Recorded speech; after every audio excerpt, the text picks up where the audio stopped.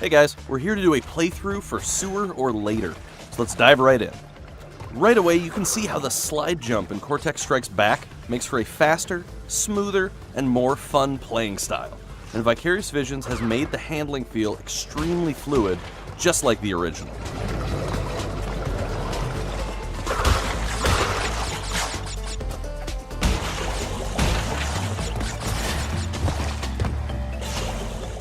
Notice how moody and atmospheric this level looks and feels. Vicarious Visions has used a reality-based lighting to give the sewer a modern, more realistic sensibility. Alright, here comes the secret yellow gem path. So I unlocked this by getting the yellow gem from the previous level, Plant Food.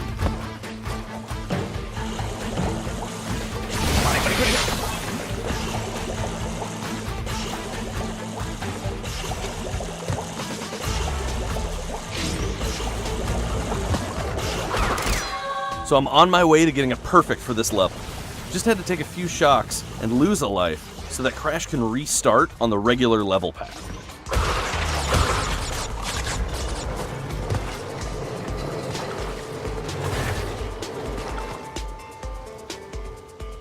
So here we can see some of the great lighting effects developed for the game.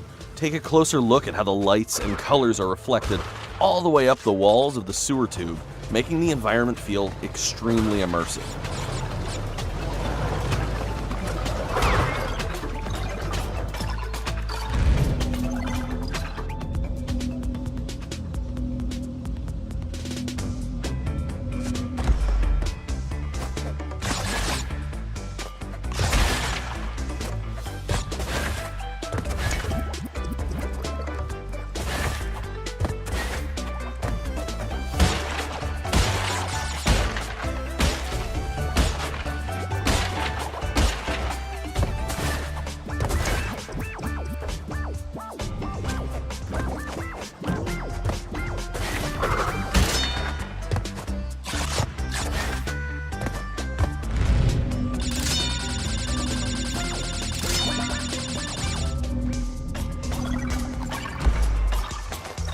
So here you can also see some cool water effects. Notice the ambient water that splashes below Crash as he storms the tunnel, along with the lifelike bubbles coming out of the scrubbing Bubbletron.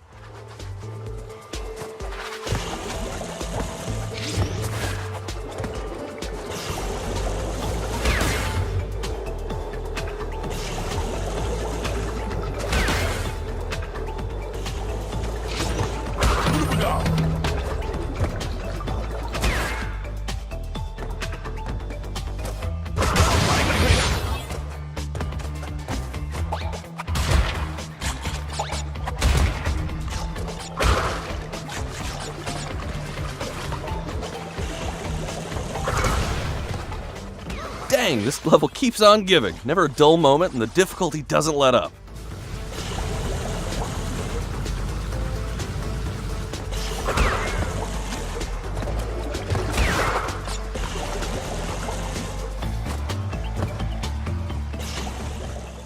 Alright, great. Got my purple crystal and an extra life. So I'm ready to finish on the other side and get my perfect for the level.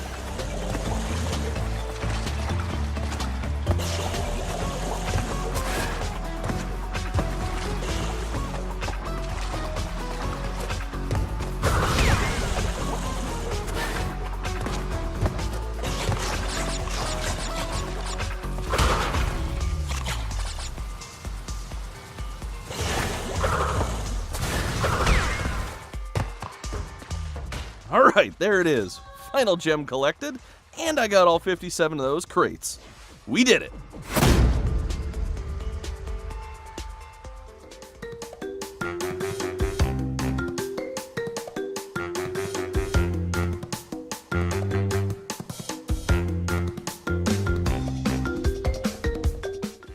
Hey everyone, we're about to do a playthrough for Upstream, the 5th level in the very first Crash Bandicoot game in the Insane trilogy.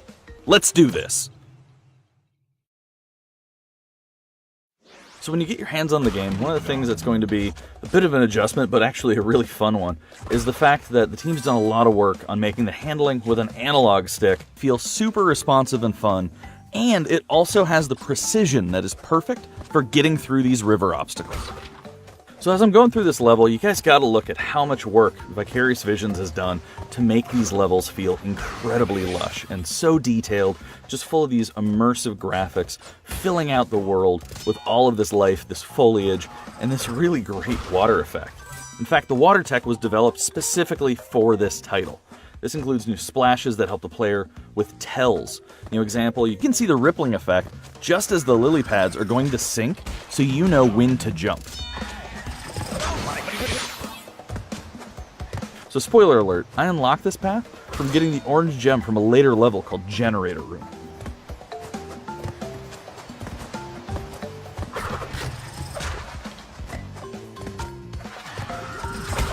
Okay, Tana token number 3. Bonus level. Let's do this. Alright, love these crate bounce challenges. Good to use the higher jump to get good positioning on these crates. Now, good thing to know, hold the X button to go higher when you jump off of them. You don't need to time it as you hit the crates. Alright, one of the new game features here is that you need to get all of the bonus crates in order to get a perfect on the level. And you can enter the bonus stages as many times as you need to get all of these crates. Alright, so it looks like I'm missing 2 boxes.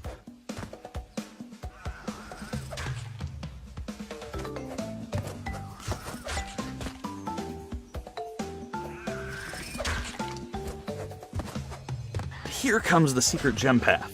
Wait for it.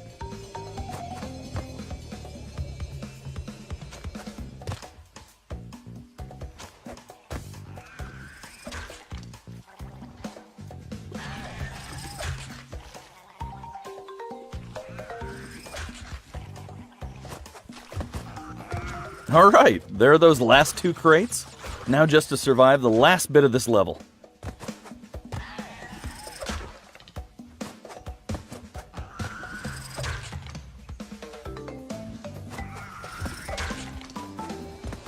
Alright, let me grab this clear gem like a pro. And there you have it, folks. Nothing like a perfect run through.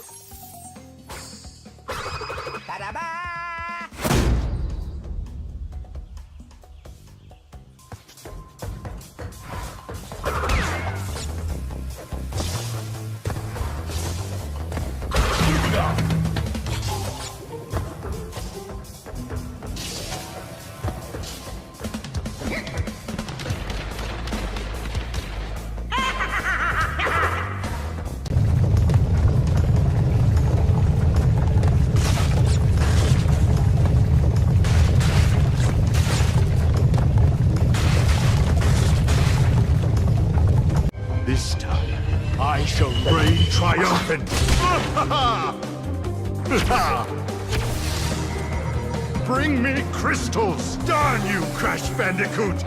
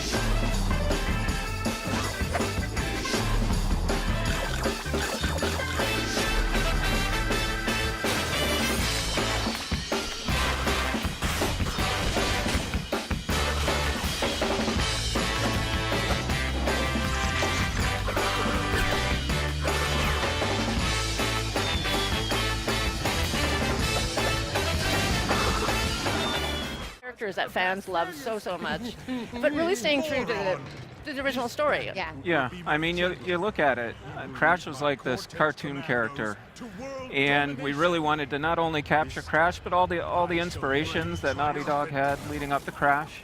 So, yeah, it's. I think the cinematic pretty much says it all at this point. I mean, it's absolutely gorgeous to look at. It's so vibrant. I mean, you talk about him being like a, like this like crazy comic character, and there is a little bit of that, but it's almost like more 3D modeled version of him. Yeah. You know, it's like every little bit of his fur is popping up, and all the other characters really wasn't just about him. The whole environment speaks. Yeah. Look, there's this crazy Everyone little loves to face. hate Dr. Neocortex. So he's back. He still hasn't found a shirt though. Crash still can't find a shirt that fits him. Yeah. He wants you to. And no, not, especially now that he has fur, he doesn't need a shirt. Yeah. That's really cool. All right. So we're going to get into the first, which is Insanity. So it's, you know, just getting this right again was just really important to us. Like, Yeah. So as you're playing through, I mean, you know, again, it's just the level of detail that we've been looking at here. I mean, we've got Crash in widescreen now, you know, and it seems like a simple thing, but it isn't. I mean, we're able to pack in so much more at this point and really kind of be true to, you know, the original concepts of Crash. You know, we went back to some of the original work and things like that and really found inspiration in that. And yeah. Now, along with the music being from the original, what about some of the voice acting? yeah, we all of the voice actors, we brought the whole cast back, you know, but to re-record all the lines and emotes, and you know, as Dan said, there's like Wait, they re-recorded it brand new? Re-recorded brand new, and like Wow. I mean, with what Dan said, that especially with today's technology, we're allowed to have a lot more variation. So what you'll see in some of these characters, it won't just be one sound of attacking or pain. You can have a whole variation. So I think almost all of the voice actors have been involved in the franchise at one time or another. Yep. So it's been really, and they had a lot of fun. They had a lot of fun doing this. That's again. so crazy too. Like 20 years later, you're like, hey, let me give you a call. I need you to come back and do this again. Yeah. It That's was so really fun. great. This is adorable. Yeah. So. Obviously, we've left no turtle unturned, and make I'm sorry. It's so easy. I love it. I know. Crash humor. Crash is full of puns. So, but it's those kind of levels of details where, we can just really have fun getting into those moments, which are just so delightful, and what make this game so fun and beloved. So one of the great things about the gameplay in Crash, We can pull it off. Big Yeah. challenge for him now. but it's really important for us that, this is a game for old and new fans alike. Yeah. And certainly with new fans, we've done a lot of things to make it even easier to pick up and play than before. We've done a lot of work with the controls and the checkpointing and things like that. But we still want to make sure that there's that challenge there and that compulsion to go back and do more like we were Absolutely. talking about. So one of the things we added, which we think fans will be super excited about, is the fact that there's going to be time trials everywhere. Oh, nice. In all the levels instead of just in the third game. We don't have that to show today, but tell you what, people have been working on it in the office, and they can't put it down. That sounds awesome. Well, that's what I love too. I mean, you talk about this is the 20th anniversary of Crash. You know, you only have to be 18 years old to be here at PSX. So I'm sure there are some people here that probably weren't even alive when the last Crash came out. Okay. So it's really cool to have them be able to rediscover something that they heard about growing up, where they were like, oh yeah, I was just a little bit too old. When I got into games a little too late to actually experience Crash, and now they get to. It's like getting like your folklore like back out and really experience the history. That's really important to us, that new fans get a chance to, you know, love basically the Crash that we came to know and love as well. Sure. Or now that, you know, you're older enough, and maybe my age or older, you may have kids, and you can get your kids into the game then. Yeah, it's a great game to pass around on the sofa and watch each other play, and he did it. He did it. What? We did it. Yeah, We proved us wrong. Fantastic. Perfect. So yeah, so of course he coughs up that gem, you know, out of the level of detail and how we're modernizing these games. You know, it's everybody that's seen this so far, all the fans that have seen this, are going, oh, it's heavy machinery. They recognize it right away. It instantly feels entirely familiar. Like they know what this is. But they're also starting to notice the level of care and attention and detail that's all been added new. Because like again, we're building this right from the ground up. You know, teams like all the rivets and the wheels and the pipes, and those are all new to this version. And I won't even ask you how many hours you guys have already spent working on this. a few hours. Let me a few hours. Yeah. Just a few. Yeah. So you notice he just picked up a token there.